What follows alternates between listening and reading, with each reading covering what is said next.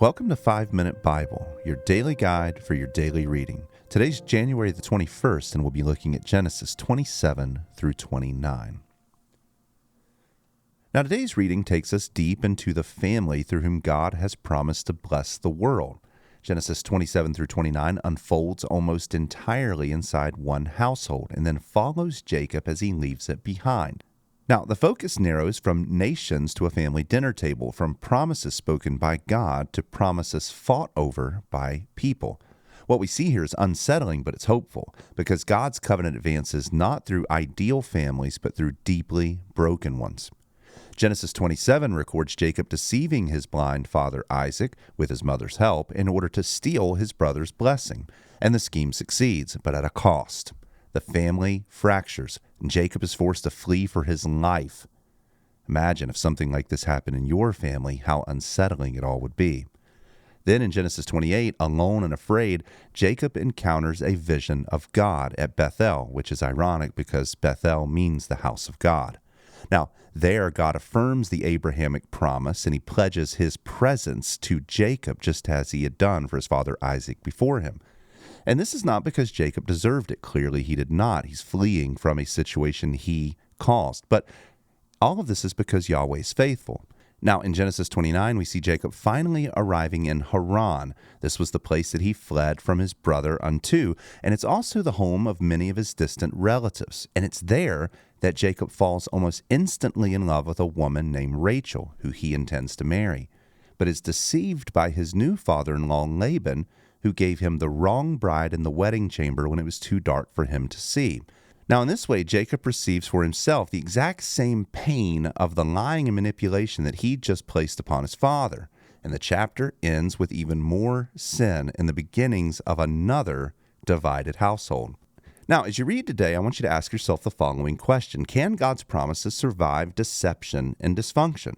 Because Jacob believes the promises are his, but yet he tries to secure them through deception instead of trusting God.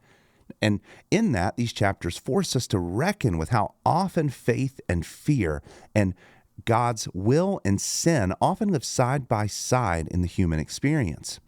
Because the central tension in Genesis 27 through 29 is the clash between divine election and human control. God has already declared his plan beforehand, and yet Rebekah and Jacob act like everything depends on them. The result is the blessing, but tangled with thorns and grief. Jacob receives the promise, but he forfeits his home. He gains the status, but he loses his family and peace. And then in Haran, the pattern turns back on top of him. The deceiver is finally deceived, which makes all of this plainly personal. Because in much the same way we believe God's promises, yet we panic when the outcome feels uncertain. We manipulate conversations, we pressure situations, we justify our shortcuts, all in the name of helping God. Genesis shows us that while God's promises cannot be derailed, our attempts to control them always come with bitter toil and consequences. And in that, these chapters point us clearly to Jesus Christ, at least by contrast. And that's because Jacob secures a blessing through deception, where Christ receives his inheritance through truth and obedience. Jacob flees his home under guilt and fear, but Jesus leaves heaven willingly to rescue his people. At Bethel, Jacob sees a ladder connecting heaven and earth, which is a vision that Jesus would later claim was all about him, declaring that he, not the ladder, is the true bridge between God and man, and that he is that very ladder that Jacob beheld all those years ago. Now, we also see that Jacob's story, marked by rivalry, manipulation, and exile en route to gaining his bride, Christ's work secures a blessing through humility, faithfulness, and self-giving love that he shares freely with his dear wife, the church. In all of this, we see that God's promises do not advance because Jacob is virtuous, far from it, actually, in spite of his lack of virtue.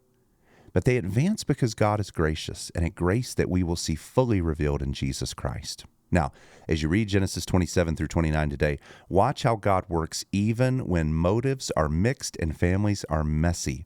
The promise moves forward, but not without discipline and correction and growth. And tomorrow, we're going to see Jacob's exile will continue, and God is going to keep shaping him through toil and through pain, but not by removing it, but by using it. And with that, Read your Bible carefully, devotionally, and joyfully, and may the Lord use His Word to sanctify you completely, and we will continue our journey tomorrow.